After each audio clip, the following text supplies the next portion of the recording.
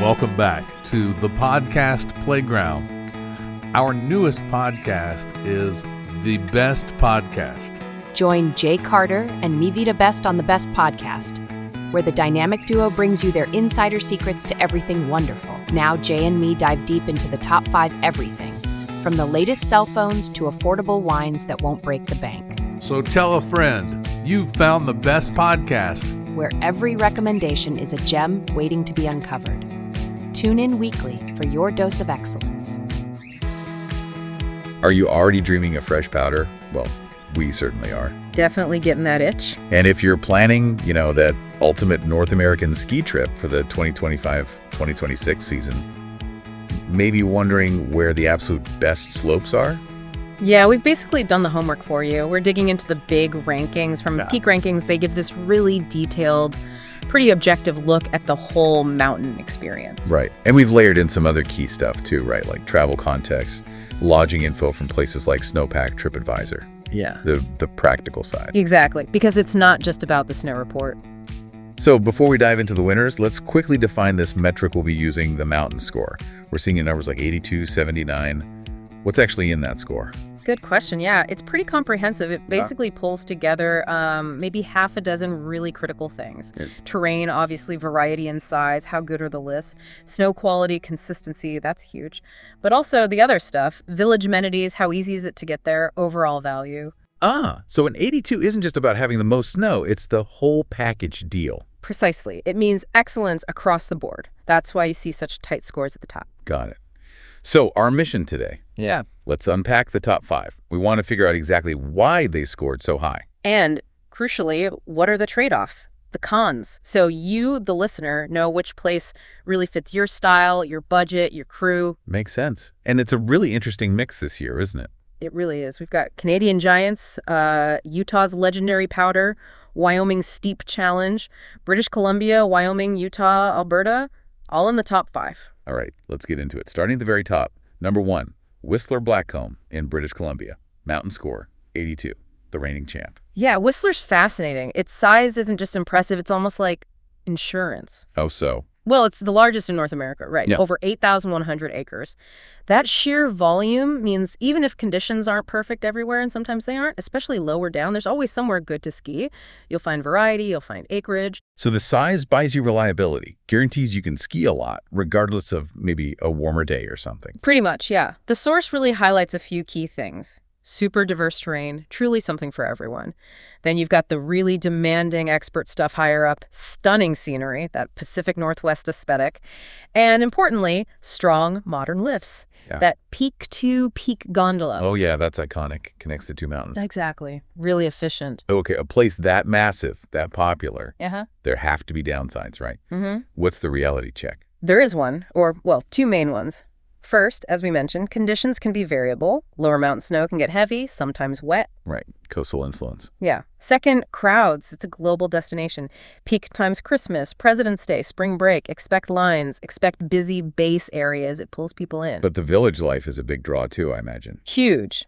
That pedestrian-only village is vibrant. Lots of dining, shopping, nightlife. Quite upscale. And access is pretty good, relatively speaking. About an 85-mile drive, maybe 2 hours. From Vancouver International. Okay, so Whistler.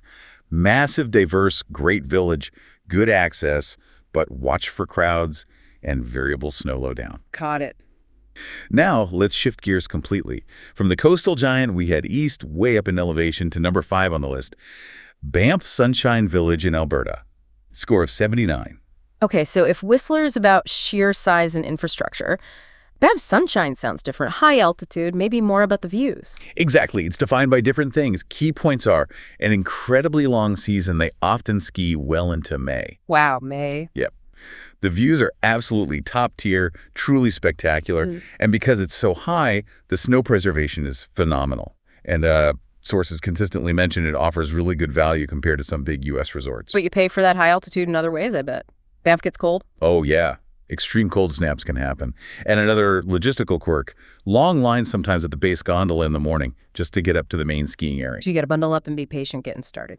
Pretty much. But the payoff, you're skiing in a national park. That upper mountain village is unique. You feel really immersed in the Rockies. Very special vibe. Interesting. Any other quirks?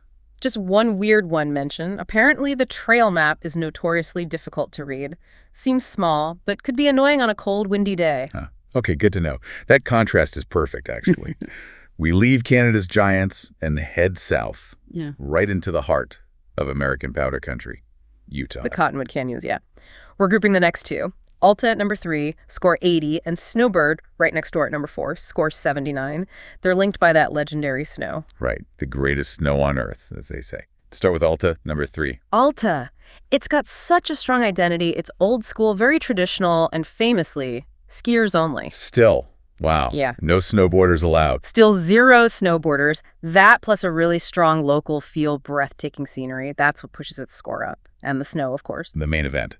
Consistently ranked among the best, deepest, most reliable snow anywhere, right? Absolutely. Some of the highest snowfall totals. And it's that light, fluffy Utah powder. So what does that skiers only thing actually feel like on the mountain? Does it make a difference? It does create a different vibe.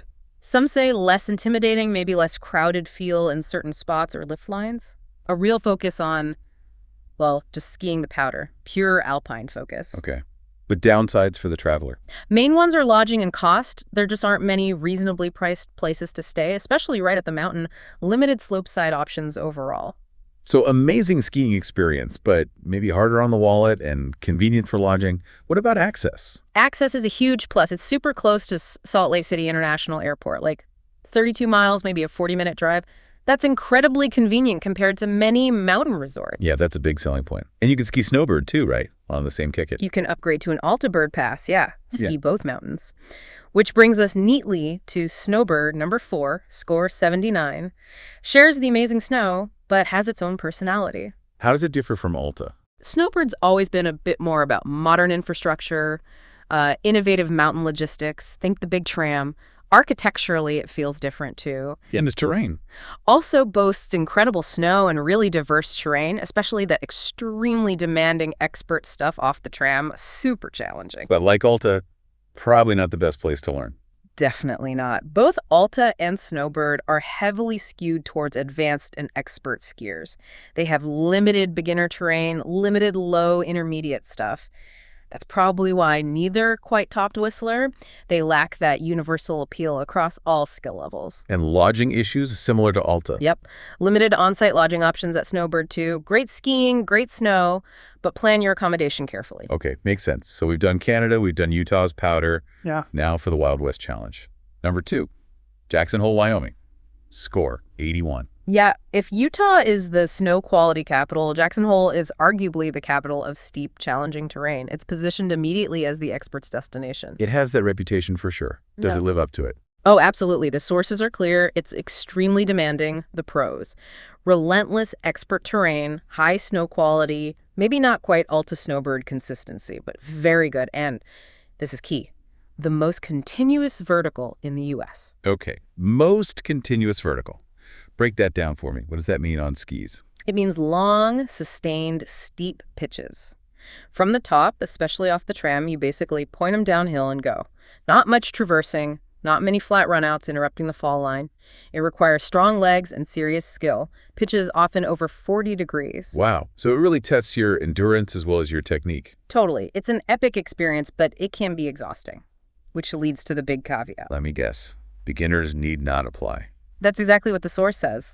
Alta and Snowbird, beginner and low intermediate terrain is pretty limited. If you're not comfortable on steep, challenging runs, Jackson Hole might be intimidating or just not that fun for you. Unlike Whistler, where everyone finds their zone. Precisely. Jackson Hole caters to the confident, experienced skier. And what about the town, the base area? It's interesting. You've got Teton Village right at the base. Ski in, ski out, modern, kind of high-end, with restaurants, bars. Right. But then about a 20-minute drive away, you have the actual town of Jackson, which is much more of an authentic, historic cowboy town. Bustling, more dining options, different vibe. So you get both the resort bubble and the real town nearby. Yeah, and that combination, plus the absolutely stunning Teton scenery, definitely contributes to its high overall score. It's a unique blend. Okay, we've hit the top 5. Covered a lot of ground. From BC to Wyoming. How do we pull this all together for someone trying to decide? Synthesize the key differences. Right, let's try to categorize them. If your absolute top priority is massive size, tons of amenities, and knowing there's terrain for every single person in your group, from beginner to expert. And Whistler's probably the one, assuming you're okay with the potential crowds and higher costs. Exactly. Whistler's the safe bet for diversity and scale. Okay. What if you're an advanced or expert skier focused purely on the challenge in the snow? Then it gets interesting. You're probably looking at Utah or Jackson Hole. Do you want that absolute top-tier, most consistent powder and maybe the unique skiers-only culture of Alta? Or the slightly more modern feel and tram access at Snowbird? So Alta Snowbird for the ultimate powder purist. Arguably, yes. Or do you crave that legendary, relentless vertical challenge of Jackson Hole? Maybe the snow isn't quite as guaranteed day-to-day as Alta, but the sheer pitch and length of the runs are unmatched. Jackson Hole for this deep adrenaline junkie. Pretty much. And then there's the outlier, Banff Sunshine. If value is a major factor, you love spring skiing in May, and those incredible Canadian Rocky views are paramount. Sunshine offers something unique despite maybe needing an extra layer of clothes and some patience at the gondola. Right. It scores really well on aesthetics, snow preservation, and that long season, even with the logistical quirks. It's also worth pointing out just how tight these scores are at the very top. A point or two makes a huge difference. Absolutely critical. And there's tough competition right behind them. Like Snowmass in Colorado also scored a 79. Same as Snowbird and Banff Sunshine. Why didn't it crack the top 5 in this analysis? Well, Snowmass gets praised for its size and its excellent terrain diversity for all abilities, kind of like a smaller Whistler in some ways, very strong contender. And Vail, always a big name. Vail scored a 78. Huge mountain, famous for the back bowls aesthetic.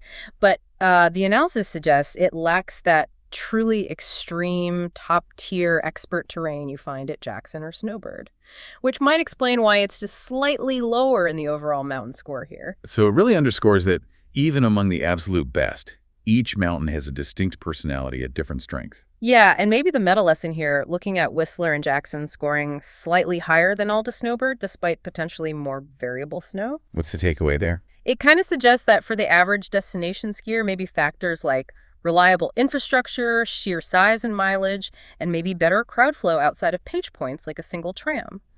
Sometimes those factors slightly outweigh having marginally better snow on any given day. Interesting. Reliability and the overall experience might just edge out pure powder perfection in the final score. It's about minimizing the risk of a bad day and maximizing guaranteed fun when you've traveled a long way, perhaps. Well, we've definitely dissected 5 incredible but very different mountain experiences. Hopefully this gives you a massive head start on picking your perfect trip for 2025-2026. But here's maybe a final thought, a question for you to ponder based on exactly what we just discussed. We know Alta and Snowbird boast arguably the most consistent, highest quality snow, the greatest snow on Earth, right? Right. Yet Jackson Hole and Whistler, which acknowledge more variable conditions, scored higher overall. Yeah. So what specific mix of other things, size, lifts, village, access, maybe even just different kinds of terrain, truly outweighs snow supremacy for that overall destination score? Why isn't the best snow always number 1? What else tips the balance? Exactly. It might push you to look beyond just the top 5 in the full rankings, maybe a place like Lake Louise with its insane views, or Telluride known for low crowds. Maybe their specific strengths match your personal list better, even if their overall score was a point or two lower. Lots to think about. Definitely check out those full rankings based on what matters most to you. Happy planning for next season. Happy planning. Go find that powder.